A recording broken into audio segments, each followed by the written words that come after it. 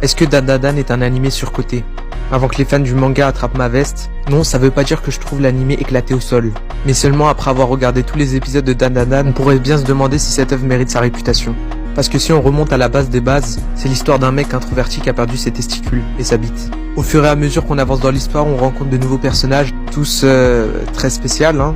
L'animé survole entre deux thèmes qui sont la comédie et l'horreur. Et ce sont pas des thèmes très communs dans les animés. C'est pour ça que Dandadan se démarque du reste. Quand j'ai vu le premier épisode de l'animé, j'ai été surpris par le style graphique proposé. Et ça change de tous ces animés de Golemon qui se ressemblent comme deux gouttes d'eau en ce qui concerne le style graphique. Par contre, en ce qui concerne le déroulement des événements, qui est un peu hasardeux, ça nous donne une touche plus originale. Même si des fois je trouve qu'il y a des moments qui n'ont ni queue ni tête, mais malgré ça, le personnage principal reste quand même attachant et s'ouvre de plus en plus aux autres, comme avec le pote de Momo Ayase. Là, à titre personnel, je trouve que l'animé est intéressant mais sans plus. On a encore du mal à comprendre le lore de l'histoire. Mais je trouve quand même que ça reste compréhensible pourquoi tant de gens aiment cet animé, qui est vraiment cool.